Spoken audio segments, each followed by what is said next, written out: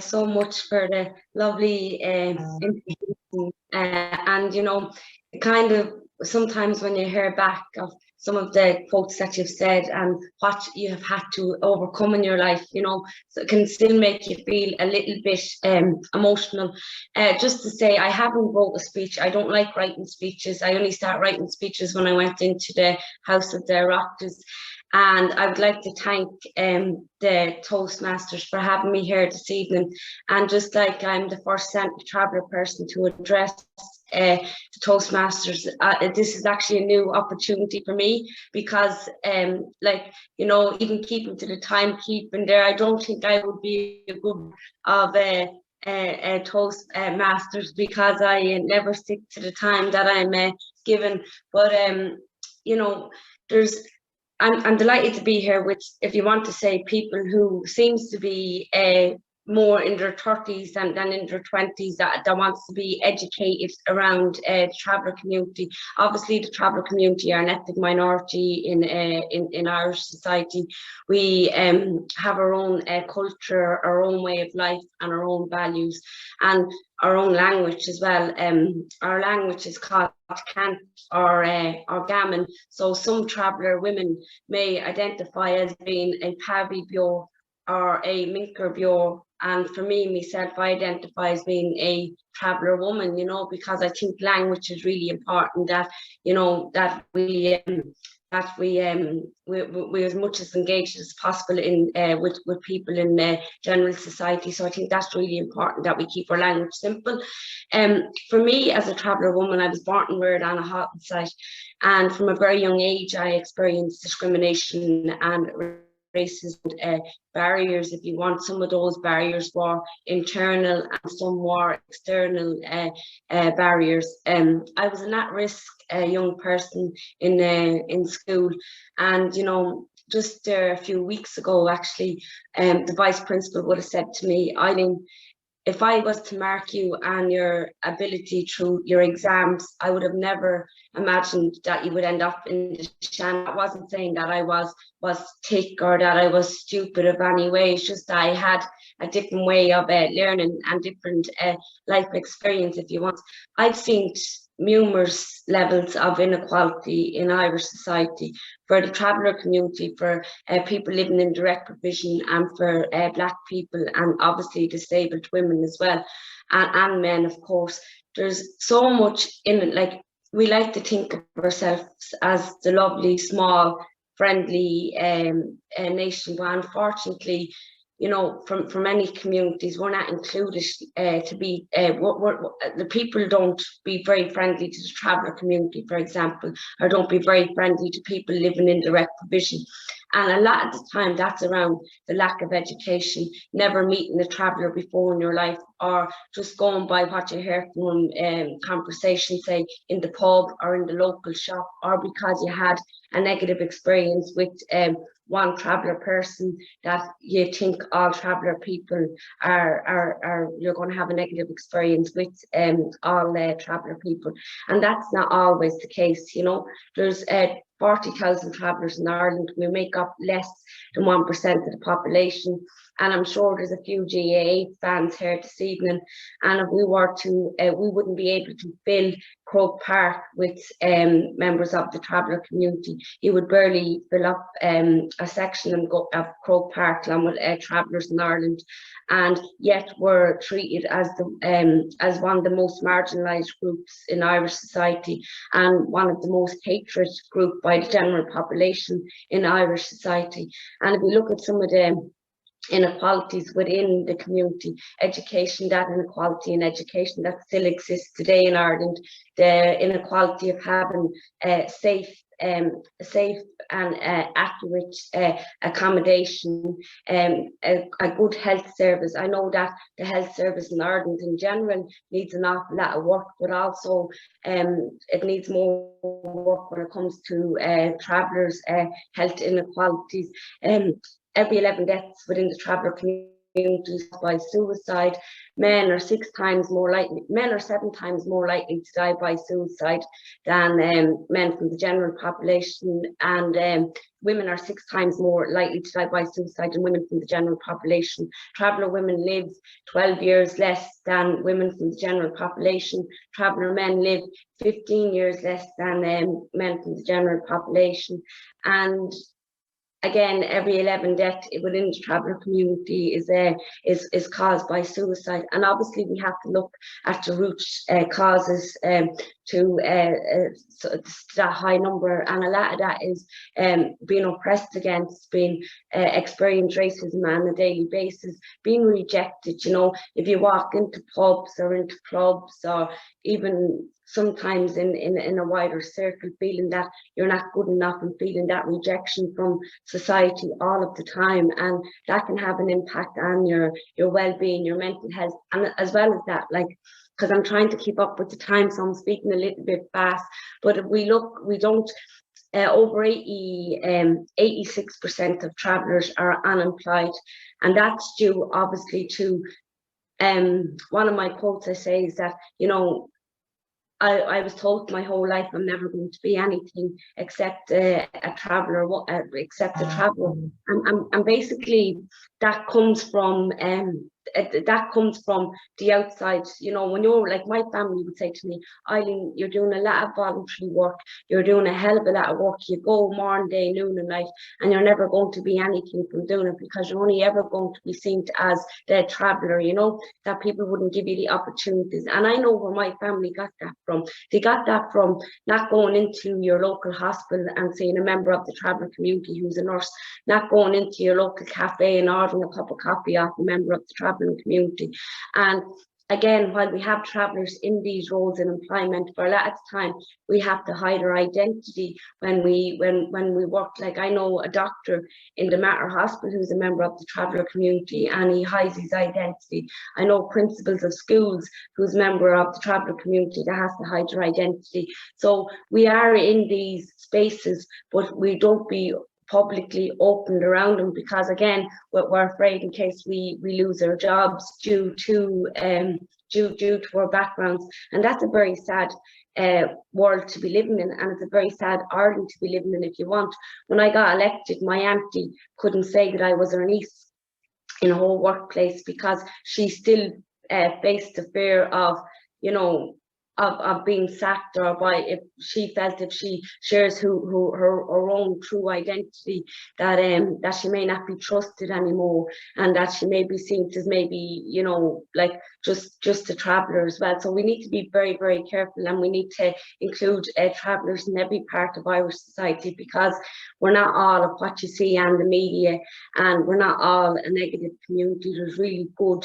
and it doesn't need to be justified either, you know, but there is really, really good members of the traveller community. If we look at like the Dr. Cindy Joyce, Dr. Hannah McGindley, Dr. Rosaleen McDonough, and like the Martin Collins, Michael Collins, Davy Joyce, who go, like, these are brilliant traveller activists who, again, was a great activist before I ever came on the scene, you know. So it's looking at the positive, and it's including the traveller community, and, you know, to be honest and ask the hard questions, because I think it's really important that we use these opportunities like tonight to educate each other, and that to be, for me personally as an activist, but as a senator, is I see my job, some of it is being educating people, you know, to answer some of the tough questions that people have in their heads. So I'm sure I'm after doing over my 5 and 7 minutes, so I'll park it here, and I would look really forward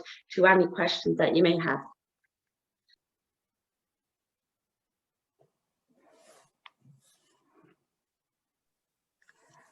I have a comment here from Imelda. Hello, Eileen. I worked in a library in the preschool when you were young. Yes. Might have seen you, Imelda. Yeah. Yeah.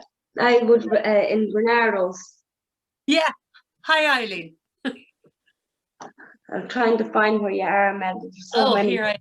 Hold on. There I am. Hi, Imelda. Hi.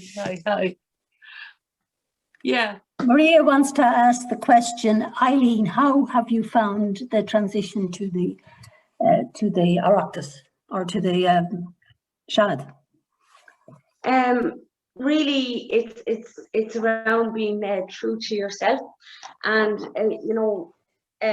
again, it's been, if you want to say, I would have went into the Seanad as well a little bit, feeling, I wasn't good enough to be there, and sometimes it's very hard to shift that way of thinking, and you're looking and you're seeing also other great senators in there who has law degrees, who has masters, and they're ever so educated, and I just have to remember that I'm also ever so educated in the life of being a traveller woman and somebody who's born and reared in a working class area. So we have different talents and different skills that we're able to bring to the House of the Oireachtas. And something that a wise person said to me years ago is that you never see yourself above anybody and never see yourself below anybody. So it's about really going in and just again, one of my strengths is speaking, but holding the paper in my hand makes me very nervous, and I can shake an awful lot with it. So it's just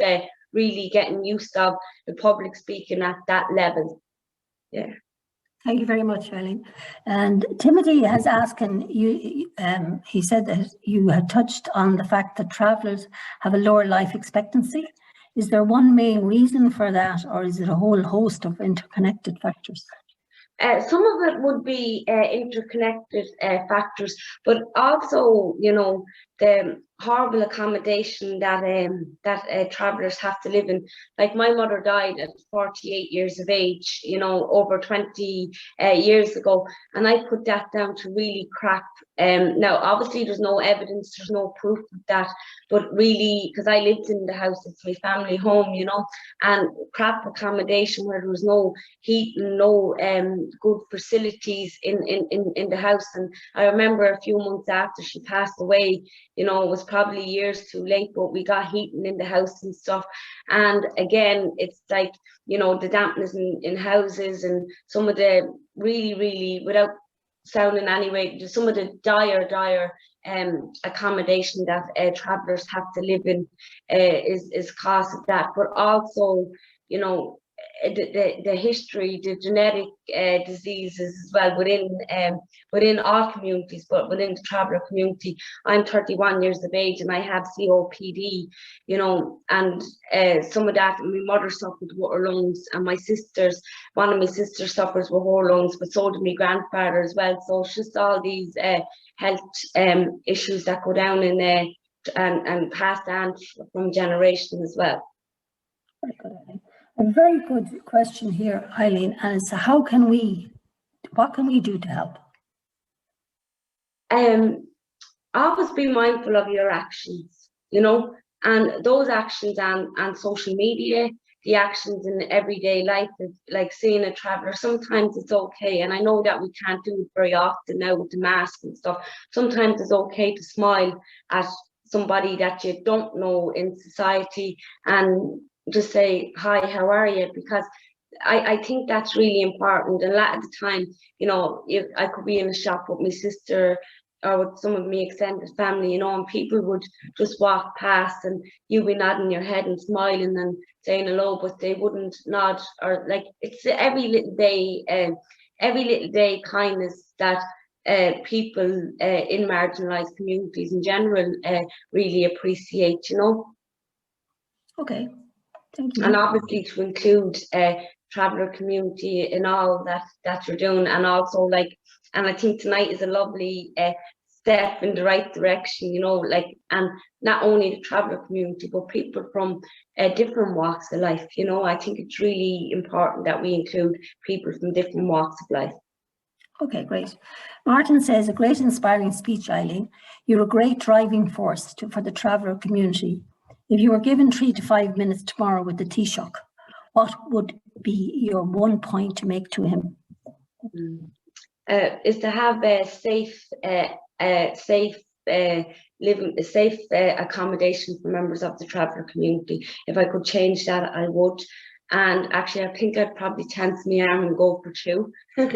and see could we get hate crime legislation passed in Irish society. Hate crime legislation will be really important to have in Ireland, that good hate crime legislation that works, that will include travellers, people, Black people, LGBTQI plus people, and it's just a collective piece of legislation that would work for all marginalised communities in society. So that's why I would ask them for, yeah. Thank you very much. Siobhan would love to know, what advice would you have for some of our students from the travelling community? Yeah, my advice is, you know, I don't know, this time last year I was running a campaign and trying to get elected, and I missed out by a vote and a half because of how the Shannon election was done. So I missed out less than 2 votes. And my whole way through that campaign, I just kept saying to myself, fake it until you make it, you know. And I think it's like, and believe in yourself so much that the people around you don't have the choice but to do so as well. And like, I remember even ringing councillors and saying, look, I need your vote to get me over the line. I already have such many votes and I think we can do it. But no, it's really important that you don't say you're going to vote for me and not do it, you know. And I wouldn't have had much votes at all at the time, you know. So it's a bit like, you have to do what you do to get by. And if you really want to do it, you have to believe in yourself, and you have to believe that you're good enough to achieve as well, you know. Okay. Damien is wondering, who was your role model growing up? This is always a very tough question for me. My role model would have been my mother, even though I only spent a very short 10 years with her. But you know, she was a leader. She was a great woman. She was just phenomenal. Like, she looked after 9 of us, and you know, always made sure we were clean clothed, always made sure we had like love and support from her, and she always encouraged us to go to school and stuff. And while that's probably not seemed to be important and seemed to be the normal thing to do, but when you're going back over 20 years ago, it wasn't the normal thing to do. So I found she was very feisty, very feisty woman as well, that would, you know, speak up to the corporation, although we didn't achieve very much from her speaking up. So she would be my greatest role model. And also then there's a role model that I have who is a traveller activist, Dr. Hannah McGinley, who is just such a smart woman that has also overcame an awful lot in her life. So it's great being friends with the likes of Hannah and seeing how she progressed throughout the years. So yeah. Very good. I'm sure your mom will be very proud of you, but I'd just like to know, how did you pick up the pieces? How, as a family, how did you pick up the pieces after your mom died when you were all so young? For me, I was in an accident just literally 9 days after she died. She died on the 12th of October, and I was in critical condition in intensive care the 22nd of October, you know. And so my life was kind of, until I was 16, my life was took over. And I think in one sense, it was the family had to cope with what was going on for me at that time and had to support me in that time. And I think me being in the accident and they had something else to focus on really got us through. And then, like, you know, 2 of my sisters had to give up school, and so we did whatever we could have done to get by, you know. So my father continued at the markets and stuff and did the best he could do by us all as well, like, you know. So we just had each other and found a way. Like any other family, you find a way of coping in darkness, I think. You're a wonderful, wonderful lady, Eileen. We're so delighted to have you tonight. We would definitely take our hats off to you. You're some woman.